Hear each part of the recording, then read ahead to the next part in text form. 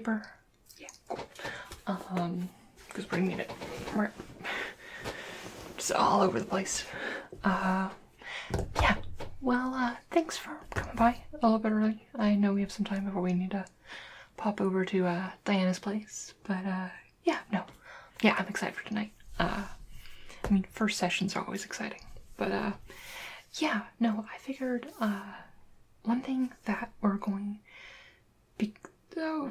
she asked us to do, and actually I asked her to be like, hey, you should have people do this because it's useful, because DMs and stuff is a lot of work. But one thing for 4E is really nice is magic items are a big part of your build and stuff.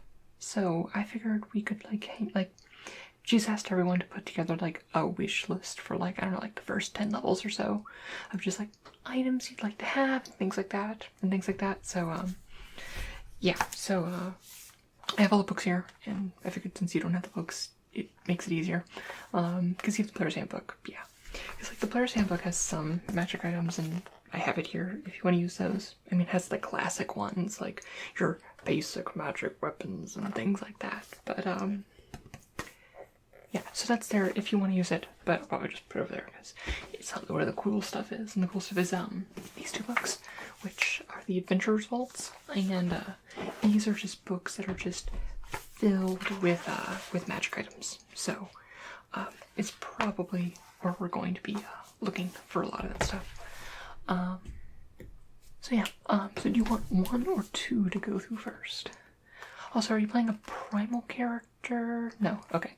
It's just, if you're playing like a primal character that uses totems for like an implement, you need two, because Adventurer's Vault doesn't have totems in it.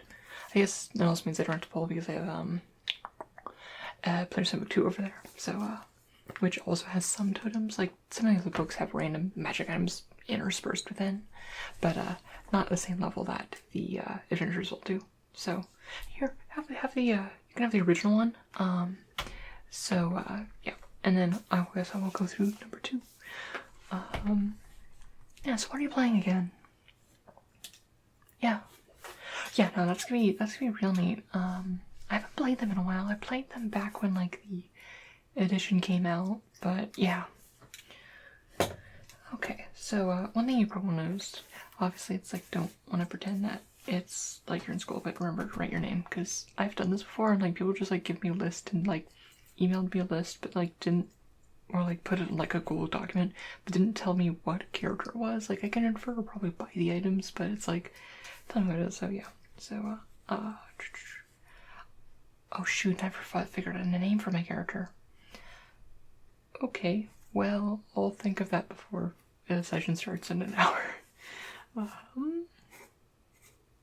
Right, well, this is Lily's character.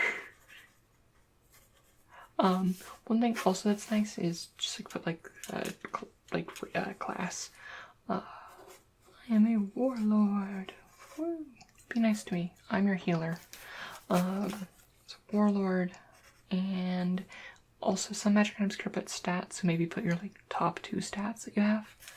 And I am strength and intelligence based. I am strong and smart. But yeah, and then probably also put what class of armor you use and what your weapons are.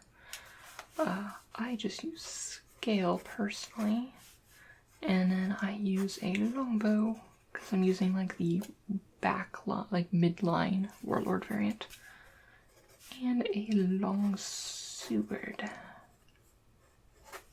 Okay, cool. So yeah, so how have you been? I'm just gonna jump into the book myself. Yeah, one thing that's cool, just quick side note, sorry to interrupt, but is in this one has words and things. There are sets of magic items that like, they're like matched sets of things where it's like, oh, if you get all the pieces of this armor together, it gives you a bonus, and that's in there. But there's also these cool group sets, which it's not like you have to collect all the pieces of this armor, but it's like the set has to be spread out across the group, and then you get the extra benefits. So that's just something that's we might want to talk about as a group when we meet later on. So yeah. Let's look at armors we got. because different magic item properties. Yeah. So every magic item has a level, and typically during a level you'll get rewards that are anywhere from like 1 to like 4 higher than your level. So we're just like go up to like level 10 magic items, and that will last us for like the first 5 levels or so. Yeah. Okay, let's see if there's anything cool here. I use scale. Okay, first one is Bastion, and not all of them, like for armors and weapons, like there's +1 through +6, but not all of them have like lower level variants. Like this one, Bastion armor, doesn't have a level 1 variant, so it starts at level 2. Okay, so minor action, I can end a mark on you or an ally adjacent to you. That does not seem very useful for me because I'm going to be the background. Wait, I don't use scale. Yes, that is right. Because I chose that build, I use hide. I'm glad I noticed that before I made a list of a bunch of hide stuff. It's like, wait, that's not useful for me. I'm not going to be in the front lines. It's like, oh, I'm not going to be on the front lines. I don't use that armor. Okay, whenever you attack an enemy that's granting combat advantage to you, you gain concealment until the end of next turn. That's not really a warlord type thing. I'm yelling at you to do stuff. Being hidden isn't that. Wait, what? Armor of Enduring Healing. You can use... Oh, I was like, you can use your second wind 1 additional time per encounter. That's amazing.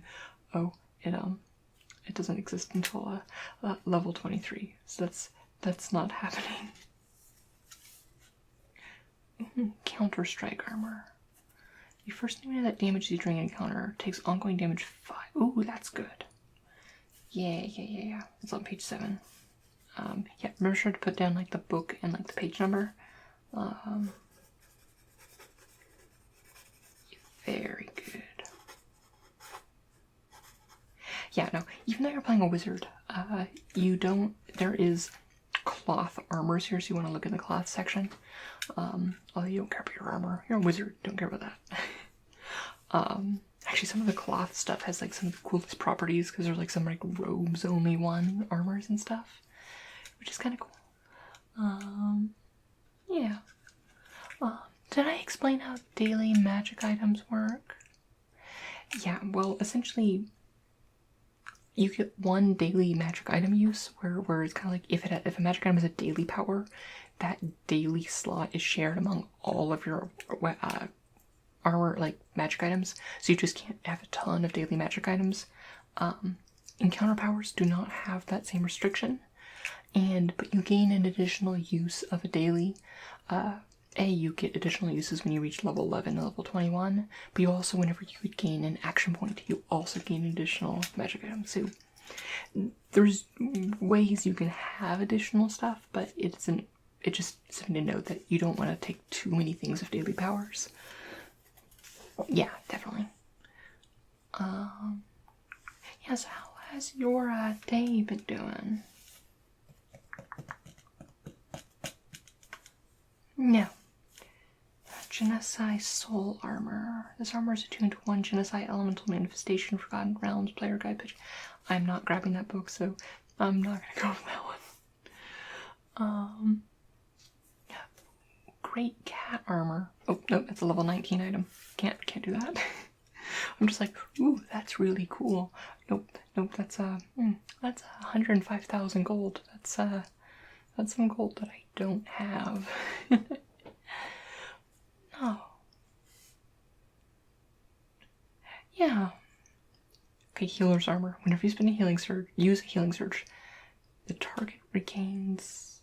Wait, whenever you use a healing surge, the target regains additional hit points equal to the armor's enhancement bonus. Okay, so whenever you use a healing power... Oh, a healing power, sorry. I was like, whenever you use a healing surge, but it's like, got you. Okay, that's very good, because I'm a healer, fun fact, even though I am like a warlord. Yeah, but yeah, No, I was like, sorry about my hair. Like, my hair's all a mess. Like, it was just like, it was so windy today. And just like, with all this, it just gets all whipped about and it gets in tangles. And I don't know how many knots I've tried to pull out of my hair. It's just like, my hair has no business looking like the Ether Revolt set symbol. Wait, do you play Magic? Okay, you don't get that then. Ignore me. I'm just...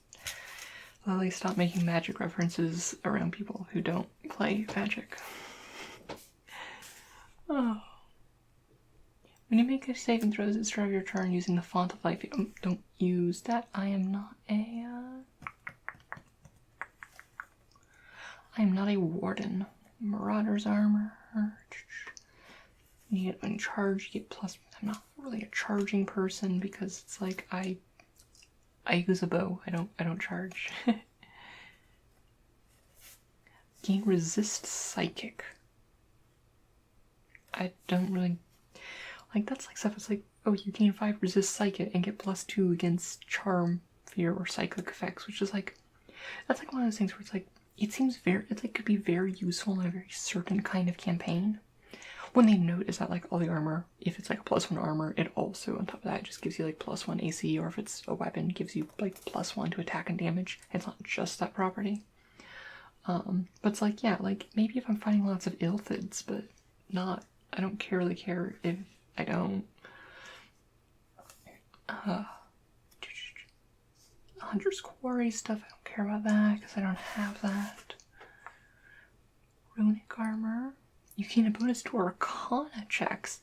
That's very useful to me. And also get extra attack on arcane attack powers. Okay, Runic armor. Maybe check that out. It's on AV12. It's kind of good generic magic armor, I think. Here's Oath of Enmity. Don't care about you. Scale of Serpent. It almost becomes insubstantial, but again, I don't. A lot of this stuff is like, it's cool and situational, but I'm not gonna say like, oh, I want this. Like, I'll use it and it'll be cool, but it's like, I guess that's one of those things where it's like, these wish lists are more meant to be guidelines, if that makes sense. Yeah, no, where it's, how do you say this? It's too cool to get stuff that you don't know about because it can shape your build and how you play in combat, even if it's like something like super, like, I don't realize, like this armor that makes me insubstantial. It's like, my build doesn't care if I go insubstantial, but like, it'd be cool situations when I get that, I guess. Yeah. Alright, let's go to weapons. That's probably enough armor for now. Okay, I need good bows. I don't really care about my longsword as much.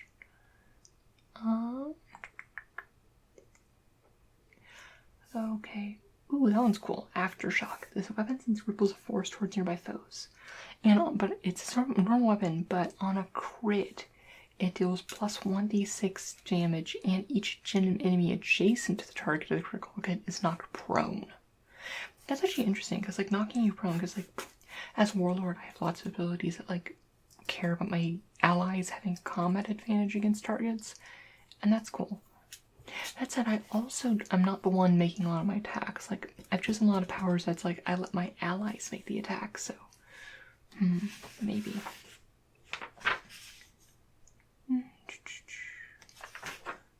Interesting.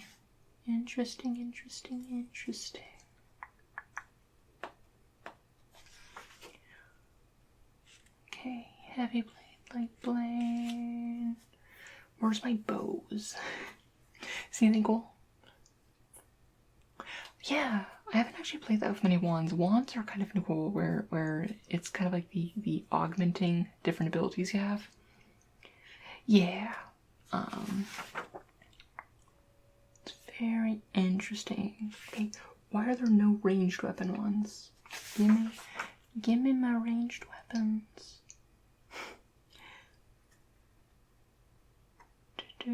That one just cares about ongoing damage, which I don't really do. Why are there no, like, okay, here's one. Rebounding. You attack an enemy with this weapon and miss, and... Ooh, Ooh, this one I like. It's an encounter ability, but essentially if if I free action when I miss an enemy with this weapon, once per encounter I can make a ranged basic attack against a different enemy within 5 squares. Okay, I like that.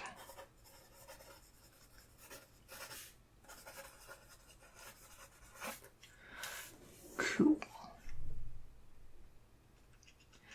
Runic weapon. Oh, that only cares about if you're making arcane attacks with the weapon, and you don't do that. There are some builds, like think of like a Lodrin that let you use your longsword as a implement, but that's not really what you're doing.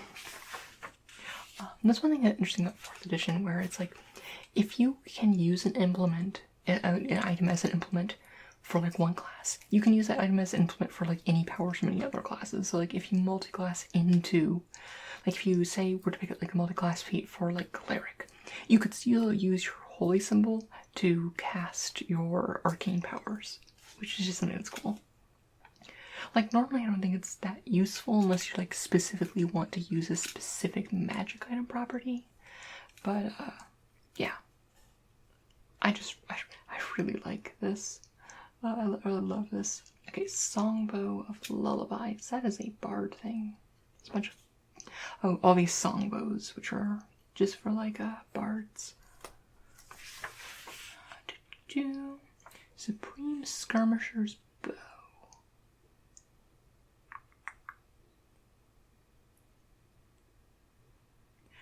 Okay, once per encounter, when you would make a basic ranged attack with this weapon, they may make a basic ranged at-will attack with this weapon instead. I might send that to, because we have the ranger in our party.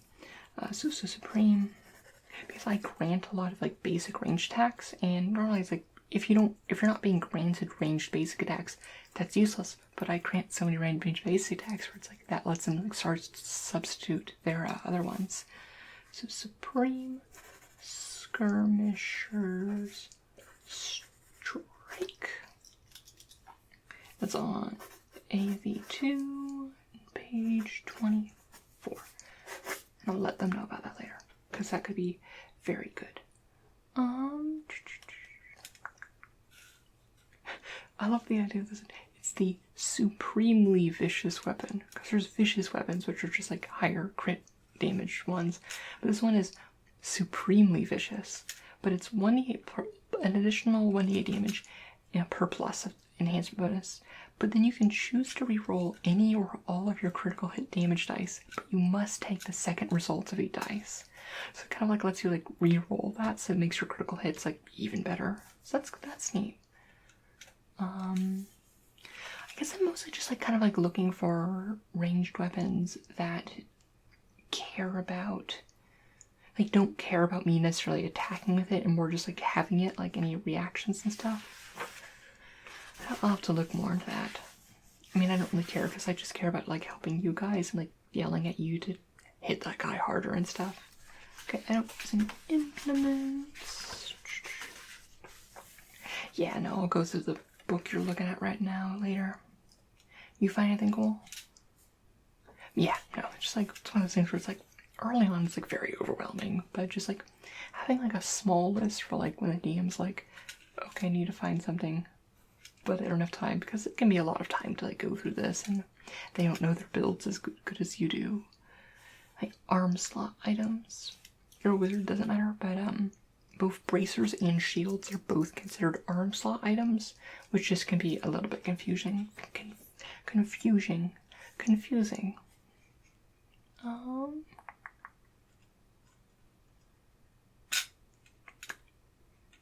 that's an interesting shield. Not that I want it because it's level 17 and I also don't use shields. But an immediate interrupt. When an area attack misses you but hits an ally, and instead you can have the triggering attack instead miss the ally, and then it does hit you, I'm assuming. That's an interesting one. That cares about arcane attacks. Who needs arm slots? Feet slot items. I think it's like the power level between like the like weapons and armor and stuff, and then like the other items, like there's like this, even though they're like the same cost, there's like actually a sizable like dropped in that. Ooh, Boots of Searching Speed is cool. Whenever you use your second one, you can shift 2 squares. I do like that. I've used that on other characters. Because it's like, when you're on like a winning the second wind, like you're often when you like be like, okay, they've surrounded me, I need to get out of here and like hunker down. Or it's just like shifting 2 squares to the point where then you can move your move action to get away and get to safety while like healing is really nice. Yeah, no, that's on Adventure Assault 2, page 57. Just get everyone Boots of Searching Speed. It's not as good as, what was it? I think it's in the Player's Handbook, but it's a pair of boots that essentially gives you a teleport speed equal to your normal speed, so you just get like teleport from place to place constantly. I mean, it's like a level 30 boots, but they're cool. Gauntlets of Blood. You gain +2 damage bonus against bloody targets.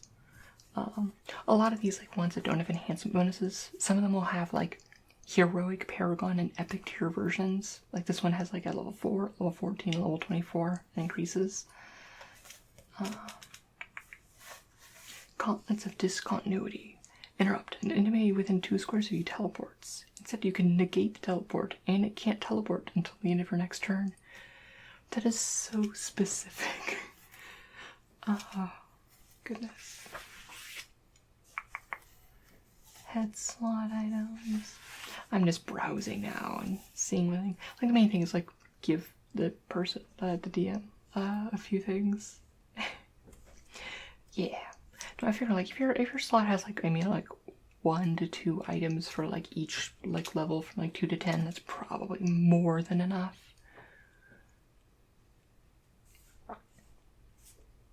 Firebird. Oh, it's level 27. Nope, not happening. Amulet of Vigor. That makes all of your land, that makes it, if a land would enter the battlefield tapped, it enters untapped instead. More permanent. But it also, your healing search value increases by an amount equal to the amount enhancement bonus -1 as a daily power that essentially lets you heal the free action. Oh no, if you would spend a healing surge, you get to heal an additional. Got you. Okay, I like that. Because I don't know, I feel like healers neglect like stacking their own healing benefits and keeping themselves alive and like their own defenses and stuff, because they're like, oh, I can just heal myself if I need to. But honestly, just being able to like heal yourself and like stacking those benefits, because it's kind of weird, because like a lot of like the healing bonuses actually only apply to when you are healing other people, and it can be a problem mostly because then it's like you're down and now everyone else is just kind of in trouble because their healer is down.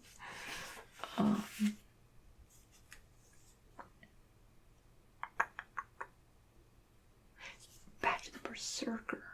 Oh yeah, your amulet, which is the other like most important one, is what affects your fortitude, reflex, and will. So not amulet, but the next slot item. It also has cloaks. I don't know, other things like that. Cloaks are cool. But whenever you charge, your movement made as part of the charge doesn't provoke opportunity attacks. I want to provoke opportunity attacks. If you're charging, you gotta provoke your opportunity attacks. You gotta throw caution to the wind and just do it. Oh, goodness. The next items have like a lot of like, ooh, this is where you'll get like stack a lot of your like, ooh, your resistance to like elemental stuff. Rings. Rings don't really start getting until like at least like level 10. Let's just look at Wondrous items. We're getting to the point where we almost need to leave.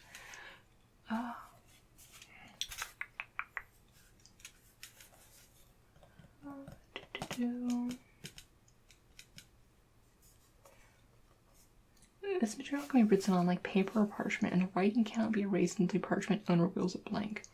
It's flexible enough to roll. Oh, it's essentially just a repeatable parchment for like writing rituals on.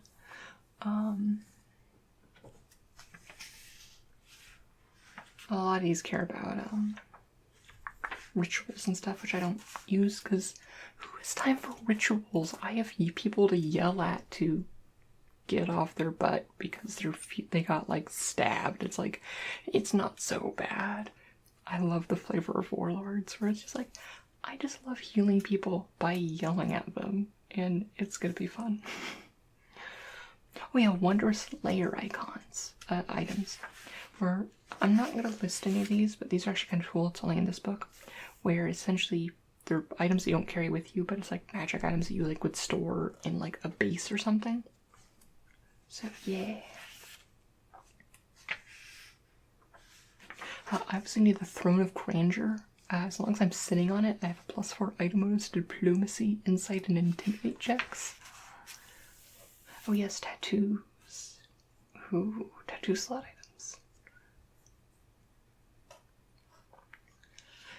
I do like the ones that trigger when you're bloodied, because it's like, getting bloody is just one of those things that happens all the time in combat.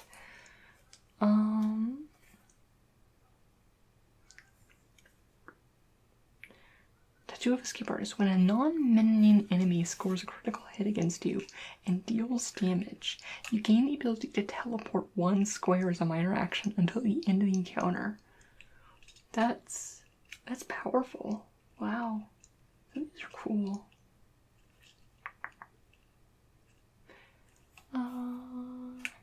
Yeah, I actually really like the tattoos, but it's like, all of them are like really cool, and it's just like some of them, like there's main categories. There's ones that you get bloodied, one that when you like spend healing surges, some that when you like care about other people, like care about like my ally stuff, and I'll pick one of those one that like helps you guys, because that's my job, because I'm like playing support.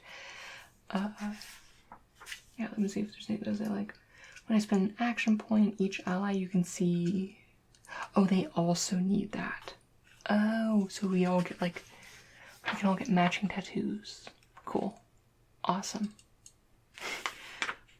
And then there's one that care about healing surges, and then ones that care about action points.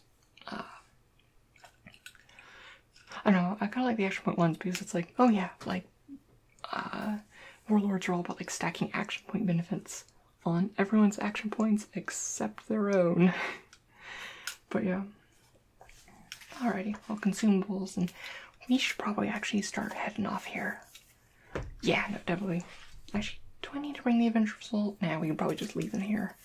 I will grab this though to bring with me to the session. And yeah, well, are we taking your car? Yeah, cool. Alright, well, let's go. Thanks for stopping by. This was just kind of fun to like hang out and like chat and just do it. Yeah, no, totally. Well, I will meet you at the car.